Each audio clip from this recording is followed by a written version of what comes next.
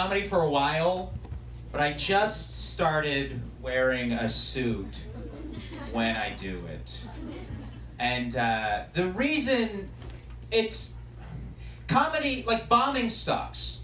Like comedy genuinely is like hard, and when you fail at it, it feels bad. Like you feel bad when you go up in front of a bunch of people and try to make them laugh and just fail. That is a really, really bad feeling. And I was like, you know what would feel even worse? Bombing while dressed for success. If I could look like $1 million and then give a performance worth a nickel, that would really be ideal for me. I have clinical depression. Anybody else? At an improv theater? I don't believe it. I'm blown away by how few people. I expected the biggest noise of the night was when he asked who's depressed here, and everybody's eardrums burst. It's nice. Usually people, usually people get weirded out when you tell them you're depressed. It makes them uncomfortable. To the point where, like, the only good thing about being depressed is telling people you're depressed and watching them get depressed. That rules. Where they're like, hey man, how's it going? And you're like, I've been really depressed. And they're like, oh. And you're like, yeah! Got another one. It gets bad. I get suicidal sometimes. People really don't like talking about that. You can tell from the way all of the joy went out. We were having a good time being depressed, and then they were like, whoa, this dude's ultra depressed. No thanks. We were merely penultimate depressed. I get it. I know why that's like a stressful thing to hear. Like, especially, you're all kind of like trapped in this room with me. Like, is he gonna do it now? I didn't dress to be on the news. Don't worry. Like, I get it, but you don't need to worry. Here is why. Yes, sometimes I think about killing myself. But I think about killing myself the same way other people think about going back to college. Like, yeah, I'd like to, but it would be a whole thing, you know? It would be so much work to commit suicide. I gotta write a note, like, how many drafts of that am I gonna end up writing? So neurotic.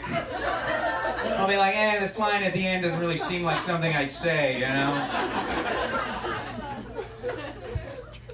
It's annoying because I've been clinically depressed for a long time, like years and years and years and years. And I've not really had a lot of people to talk about it for almost that entire time. But ever since Trump became president, everybody is like, I hate life, I'm miserable, this sucks, everything's so bad. It's like turning me into a depression hipster. Where I'm like, I wanted to die before it was cool. Oh, is life terrible? Name 3 of its earliest worst qualities. You can't. That's what I thought. People will try to convince you not to commit suicide in, like, the dumbest ways. Like, the dumbest one is when people will be like, no, no, no, no, do not commit suicide. You know why? Because that is the easy way out. And it's like, yeah, that's the appeal of suicide. That is suicide's only good quality, and you're leading with that in the anti-suicide debate. It's like trying to convince someone to stay on a diet by going, hey, don't eat that, it is delicious. You would love it, so don't eat it. Like, we are human beings. We take the easy way out of every situation there is. Like, the door is the easy way out of a building. Nobody ever goes, well, I'm going to take the chimney because it builds character.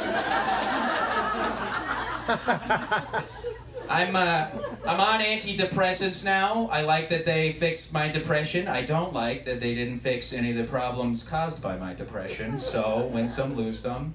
When I was talking to my therapist about like what to try, she was like, you know, there's this one, but you really have to like keep a close watch on a person when they first start using it. Because sometimes it makes them feel just good enough about themselves that they have the self-confidence to commit suicide. And then I laughed for 45 minutes. It's the most fucked up thing I've ever heard. Like, woo, like that sequence of events, like opening the window and the sun hits you and you're like, today's the day, baby! I believe in myself. Also, I'm just jealous of that level of confidence because as she told me that, I was like, I'd still feel like I'd screw it up, you know? I get nervous to have sex with new ladies because it's like, I'm worried they will fake their orgasm and I won't know. And then I will look like quite the fool. Like I'm worried afterwards, I'll be like, yeah, look at me go. And she'll be like, look at that moron go. Fell for it. That's not like it's not a judgment. Like I'm not judging women for faking orgasms. Because for sure, I have faked orgasms. I just fake them 10 minutes after I actually have them so she doesn't know how fast I finished. Where I'm just like, yeah, all right. Very good. What's that? Yeah, I do always ejaculate with a flaccid penis. Why do you ask?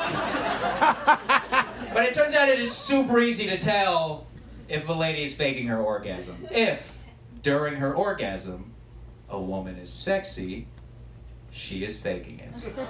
That is not what that looks like. If she's like, oh, Jesus, baby, fucking get out of here. But if she's like,